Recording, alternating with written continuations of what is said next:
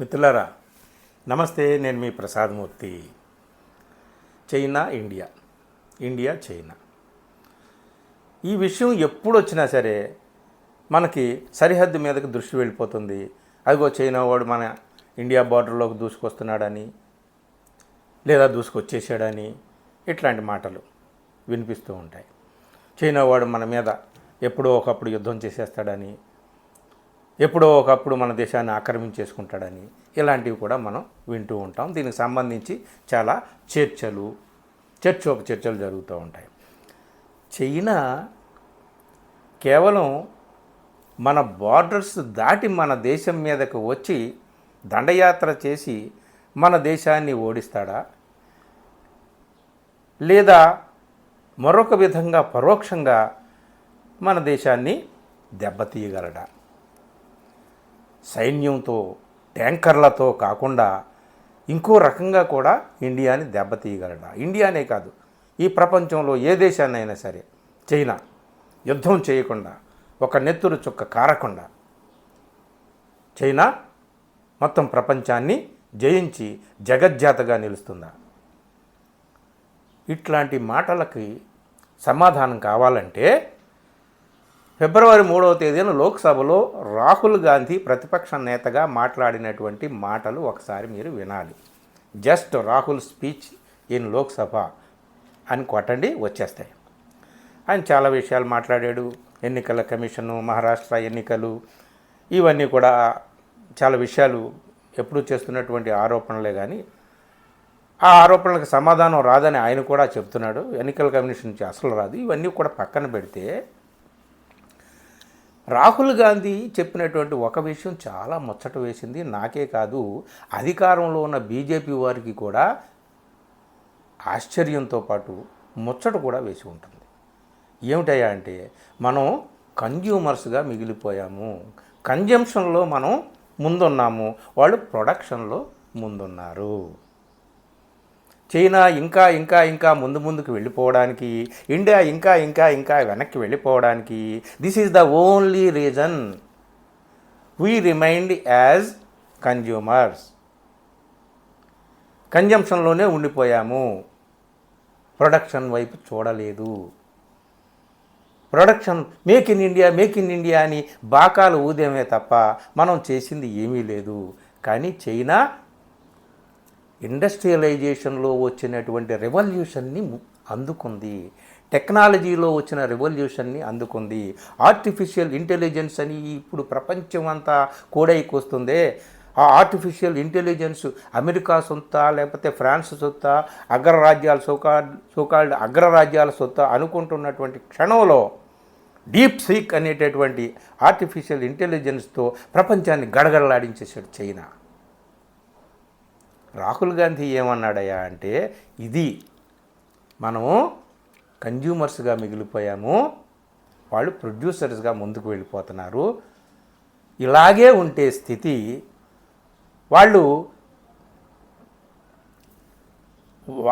ఏ పరికరాలు అయితే మనకు సరఫరా చేస్తున్నారో వాటితోనే వాళ్ళతో పోరాడేటటువంటి పరిస్థితి, నిస్సహాయ స్థితికి మనం నెట్టబడతాము అని చెప్పాడనమాట. చాలా ఉదాహరణలు చెప్పాడు రాహుల్ గాంధీ. ఆయన మాటలు వింటే ఎంత స్టడీ చేశాడు.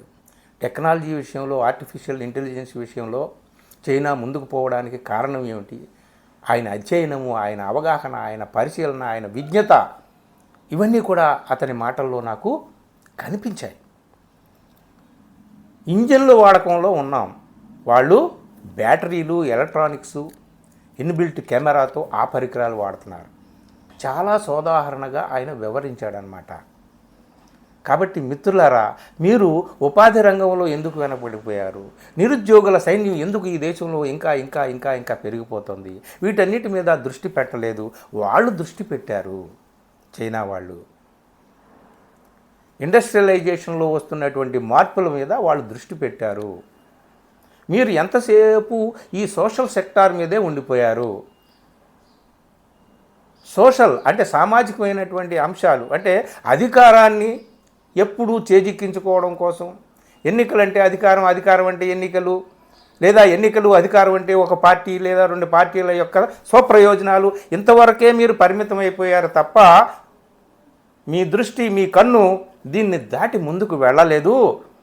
అందుకనే మీరు వెనకబడిపోయారు. మీరంటే మనం వెనకబడిపోయాం, మన దేశం వెనకబడిపోయింది. వాళ్ళు ప్రొడక్షన్ రంగంలో ముందుకు వెళ్ళారు. ప్రొడక్షన్ రంగంలో కూడా టెక్నాలజీలో వస్తున్నటువంటి విప్లవాన్ని వాళ్ళు అందుకున్నారు కాబట్టి వాళ్ళు ముందుకెళ్ళారు. మిత్రులారా, ఈ ఒక్క విషయాన్ని సరిగ్గా అర్థం చేసుకుంటే మనం ఇంకా పేదరికంలో ఉంటాము. టెక్నాలజీలో వస్తున్నటువంటి రెవల్యూషన్ని అందిపుచ్చుకోలేకపోతే చైనా ఇంకా ముందుకు వెళ్ళిపోతుంది. చైనా ఎంత ముందుకు వెళ్ళిపోతుందంటే నువ్వు బోర్డర్ దాటి చైనా వాడు సైనికుల రూపంలో రానవసరం లేదు. నువ్వు దరిద్రులుగా మిగిలిపోతావు, కుదేలైపోయి ఉండిపోతావు. వాడు మనకి విసిరేసేటటువంటి వస్తువుల మీద ఆధారపడి బ్రతకాల్సి వస్తుంది. అంతకు మించినటువంటి పరాజయం ఏముంది? అంతకు మించినటువంటి ఈ భౌగోళికమైనటువంటి పరాజయం కాదు, ఇది అంతకు మించినటువంటి బానిసత్వం అన్నమాట, అంతకు మించినటువంటి ఓటమి. సో ఆ విధంగా చైనా వాడు జయిస్తాడు. కాబట్టి టెక్నాలజీని చైనా వాళ్ళు ఎలా ఉపయోగించుకుంటున్నారో మనం గుర్తుపెట్టుకొని ఆ విధంగా అడుగులు ముందుకు వేయాలి. ఊరికనే కబుర్లు చెప్పడం కాదు అని చెప్పి రాహుల్ గాంధీ చేసినటువంటి హెచ్చరిక ఈ దేశానికి కాదు, ఏ దేశానికైనా సరే అవసరం.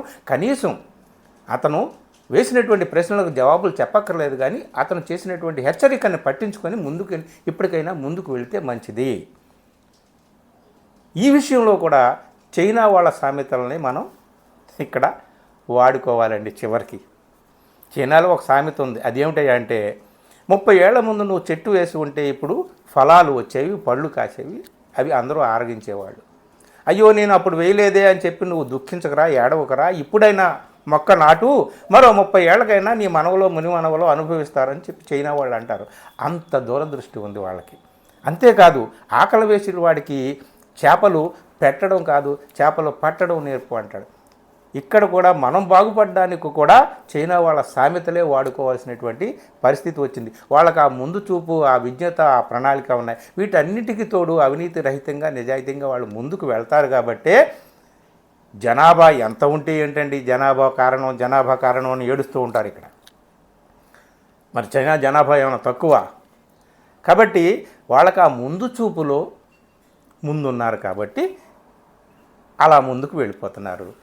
ముందు చూపు మనకు లేదు కాబట్టి, ఎంతసేపు మనకున్న చూపు మన స్వార్థమే కాబట్టి మనం ఇలా ఉండిపోయాము. రాహుల్ గాంధీ చేసినటువంటి హెచ్చరికలో అర్థం ఇది. దీన్ని అర్థం చేసుకుంటే, దాని పరమార్థం ఏంటో తెలుసుకుంటే మనం బాగుపడతాం, మన దేశం బాగుపడుతుంది. అందుకని నాకు ముచ్చట వేసి ఈ వీడియో చేశాను. వీడియో నచ్చిందా మిత్రులారా? నచ్చితే తప్పనిసరిగా మిత్రులకు షేర్ చేయండి. Thank you.